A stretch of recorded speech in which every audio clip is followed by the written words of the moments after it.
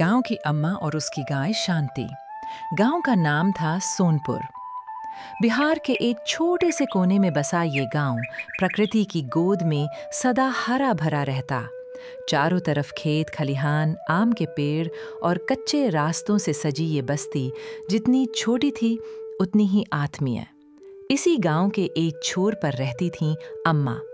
सब उन्हें इसी नाम से जानते थे। कोई उनका असली नाम भी नहीं जानता था, पर अम्मा का नाम लेते ही हर चेहरे पर एक श्रद्धा और प्रेम की झलक आ जाती। उम्र लगभग 70 के पार होगी, झुर्रियों से भरा चेहरा, पर आंखों में अजीब सी चमक। अम्मा का जीवन सादगी और त्याग की मिसाल था।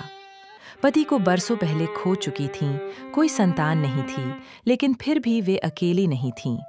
उनके साथ रहती थी उनकी प्यारी गाय शांति।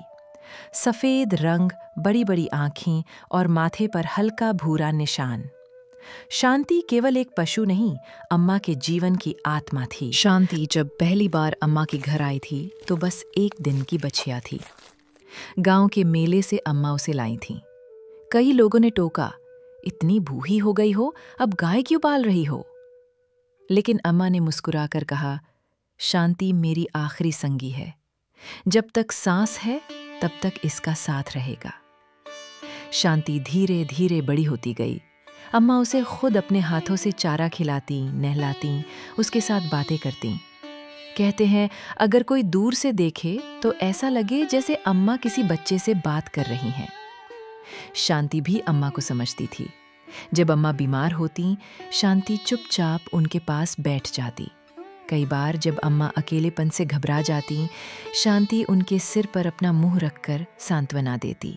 साल बीतते गए। गांव में धीरे धीरे बदलाव आने लगे।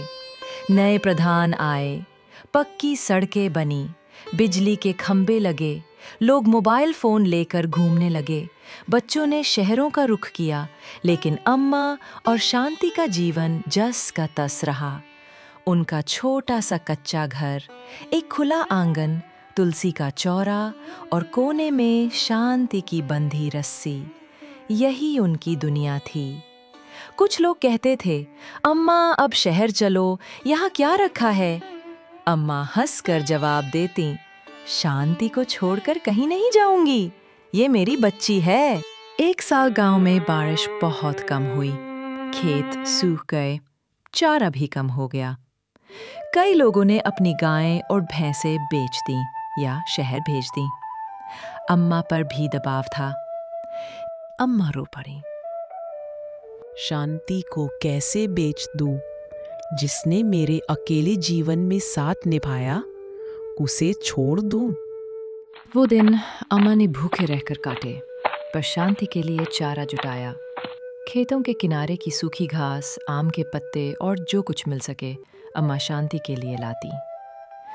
एक दिन गांव की महिला मंडली ने देखा कि अम्मा खुद तो सूखी रोटी खा रही हैं, लेकिन शांति को गुड़ और चना दे रही हैं।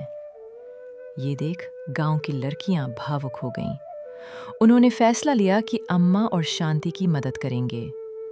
हर घर से थोड़ा थोड़ा चारा जमा होने लगा। अब अम्मा अकेली नहीं थीं, शांति भी गांव की बेटी बन गई थी। एक दिन की बात है, गांव में मेला लगा था। बच्चे, बूढ़े, जवान सब मेले में थे। अम्मा भी शांति को साथ लेकर मेले में गई थीं। तभी अचानक एक बच्चा भीड़ में खो गया। माता पिता परेशान, रोते हुए बच्चे को ढूंढ रहे थे। अम्मा ने कहा, शांति को जाने दो, ये ढूंढ लेगी। लोग हैरान हुए। गाय कैसे ढूंढेगी? पर शांति सच में चली। उसकी सूंघने की शक्ति और अम्मा से मिली समझदारी ने उसे बच्चे तक पहुंचा दिया। बच्चा मंदिर के पीछे खड़ा रो रहा था। शांति ने अपनी गर्दन से उसे सहलाया और धीरे धीरे उसे खींचती हुई मेन गेट तक ले आई।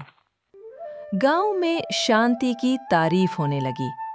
अब वो केवल अम्मा की नहीं, पूरे गांव की शांति बन चुकी थी। समय का पहिया चलता रहा। अम्मा की उम्र बढ़ती गई। एक रात उन्हें तेज बुखार आया।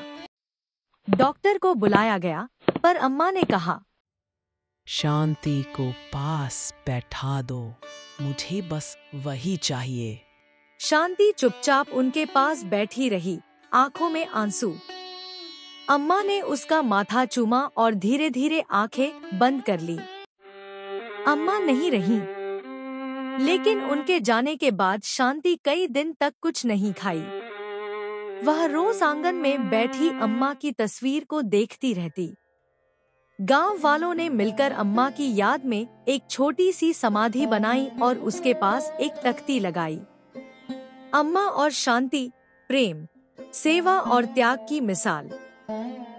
अंत में साल बीत गए, गांव में और भी बदलाव आए, लेकिन हर बच्चा जानता था अम्मा और शांति की कहानी।